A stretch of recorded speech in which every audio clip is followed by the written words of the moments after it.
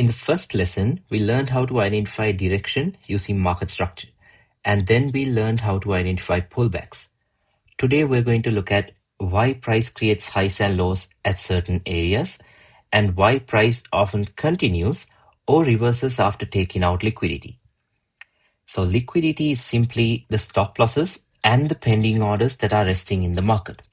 For example, when somebody goes long, they place their stop loss below a low to protect their position.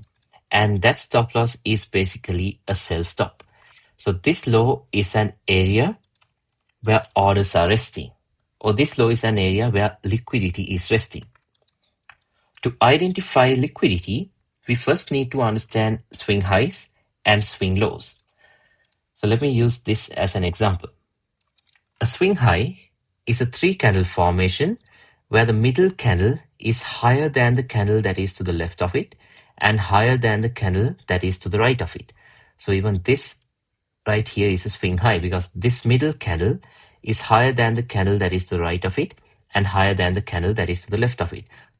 A swing low is also a 3-candle formation where the middle candle is lower than the candle that is to the left of it and lower than the candle that is to the right of it. So then this would be a swing low. Now these highs and lows are important because above swing highs, there will be buy stops resting, including the stop losses of the traders that are short. And below swing lows, there will be sell stops resting, including the stop losses of the traders that are long. Now this is important because price normally moves from buy stops to sell stops and from sell stops to buy stops. And as price does that, it creates the highs and lows we see in market structure. The problem is when you look at a chart, you can see hundreds of swing highs and lows, but price obviously doesn't reverse every time one of them gets taken. So let's take this a step further and focus only on the highs and lows that carry more importance. The major liquidity pools we want to pay attention to are the monthly, the weekly, and daily highs and lows, and also the session highs and lows. These areas are more important because there can be a lot more liquidity resting above and below them. So let me show you a few examples starting on the monthly time frame. Before this big bearish move, look at what it did. It ran above the previous monthly high. So this was on the month of June. It opened right here and it moved up above the previous monthly high. And price might have turned bearish up here on a lower time frame and then it started pushing down. So once they take out buy stops, we can expect price to move down into sell stops, which are below monthly lows. And once they take out a monthly low, we can expect it to move up into a monthly high. Now, obviously, price has to change structure on a lower time frame. Just because it runs above a high here, we don't try to short it all the way up here. We wait for the lower time frames to confirm that it wants to turn bearish, and only then we target the previous monthly lows. And it happens again and again. If you take a look at this candle here, it wiped out this monthly low. So on November, it wiped out the October low and then it started pulling back up. So once they start taking out sell stops, and if structure turns bullish, we expect price to move into buy stops, which are up here or even up here. And once they take out buy stops, and if the lower time frames turn bearish, we expect it to move down into sell stops once again. And once it takes out sell stops, and if structure turns bullish, you expect it to move into buy stops. If you look at this candle here, it wiped out this swing high, which was the December high. So on February, it wiped out this high, and then it started moving down. So look at this candle here. It reversed after taking out the swing lows that are on the monthly time frame because these highs and lows may have a lot of liquidity resting above and below them. So you can see the same exact thing happening here. Look at this weekly candle. It wiped out the previous weekly high and then it started moving down. So it took out the buy stops and we expect price to move down into sell stops, which are below weekly lows. And then it takes out the sell stops, probably changed direction on a lower time frame, and then it moves up into buy stops again. and it takes out buy stops and it moves down into sell stops, which are right here. Look at this candle here. It wiped out these weekly lows, so you can even say this weekly low, and structure might have turned bullish on a lower time frame, so it starts running up into buy stops, which are up here. Look at this here. It took out the buy stops and then it started moving down. Look at this candle here. It took out the sell stops and then it reversed. So after sell stops, we expect price to move into buy stops. And once it takes out buy stops, we expect price to move into sell stops. And until direction changes, we can expect price to run through the sell stops. And once it takes out sell stops and changes direction on a lower time frame, we expect it to move into buy stops once again. And we can see it on the daily time frame as well.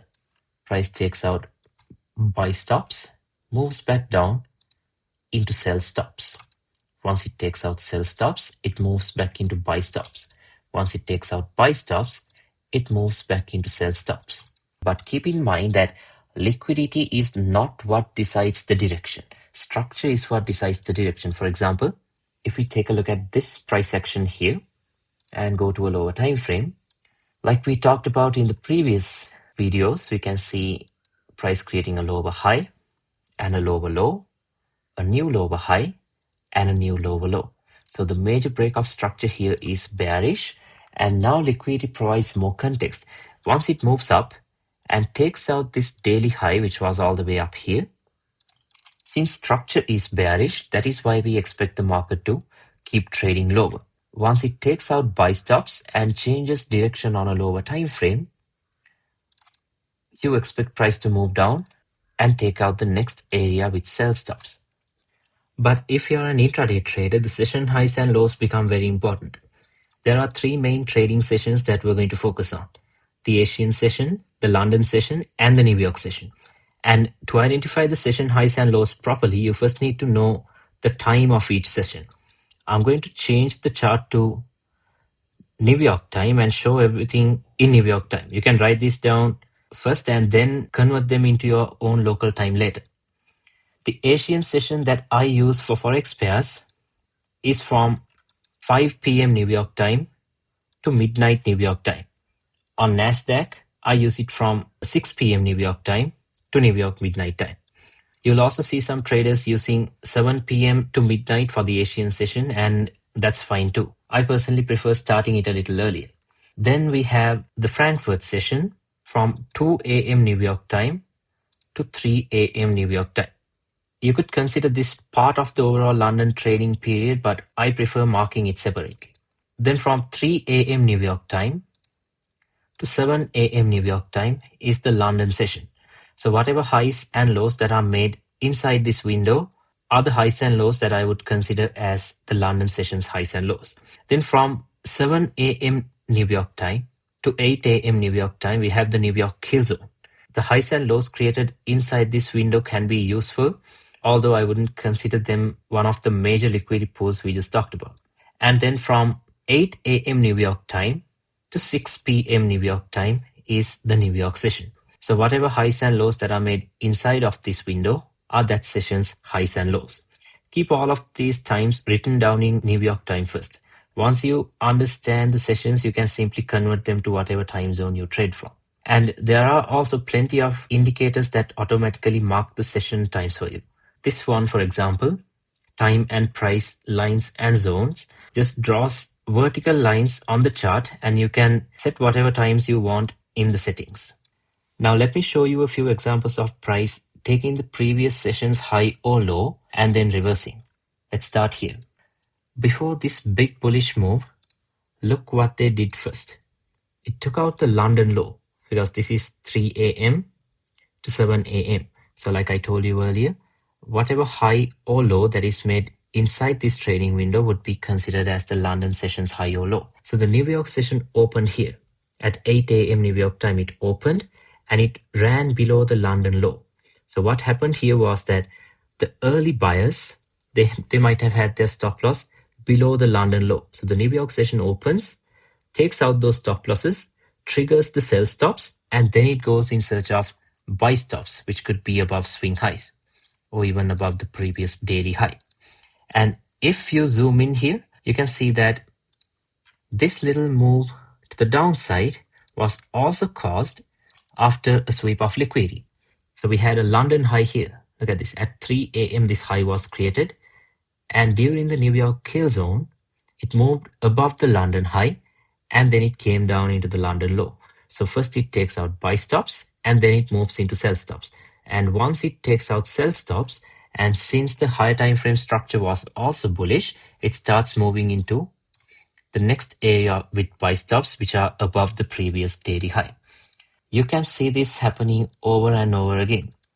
Even here, this right here was on the day we had CPI. This day they did not take out the London low. They didn't take out the Frankfurt low either. Instead, they wiped out the 7 a.m. low. I told you earlier that these highs and lows are also significant highs and lows. So when the New York session opened, it moved down. It took out the liquidity that was resting below this low, and then it moved up into buy stops once again. So you can see multiple examples here. Look at this day. It took out the Asian highs. So what happened here was that the early sellers might have had their stop losses above this swing high, and also the breakout traders are having their buy stops above this high because they would assume that if this high breaks, the market structure will turn bullish and they expect price to continue moving higher into these areas. But what happened was it moved down. When the New York session opened, it moved up, wiped out the liquidity that was above this high, and then it started moving down into sell stops. Discount and premium is once again important, like we talked about in the previous videos, because even after they wiped out this swing low here, it did not reverse. That is because it never moved down into a discount price.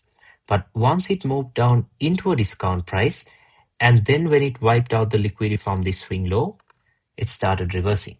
So they wiped out the sell stops here, and then they started moving into buy stops. Look at this example here. It ran above that high, and then it started moving lower. Even here, before this reversal, they wiped out the 7 a.m. low, and then it started moving up. Even this here, before it started moving down, it first took out the liquidity that was above the London high. It moved up, the early sellers are getting stopped out, and then it starts to reverse. If you zoom in, you can even see the same exact thing here.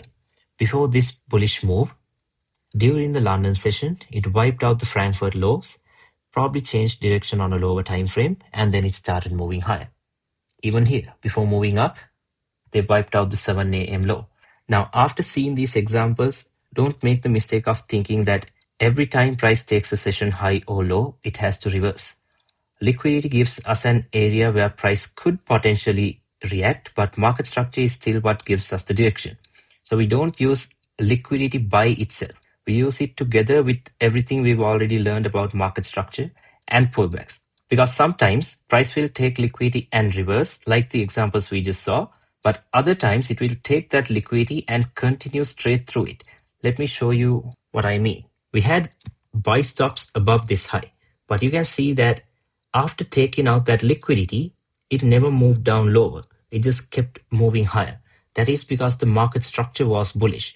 If it was bearish, we could have expected price to move lower after taking out those buy stops. But since structure was bullish, they wiped out that liquidity, but it never reversed. It just kept on moving higher and it traded through that high.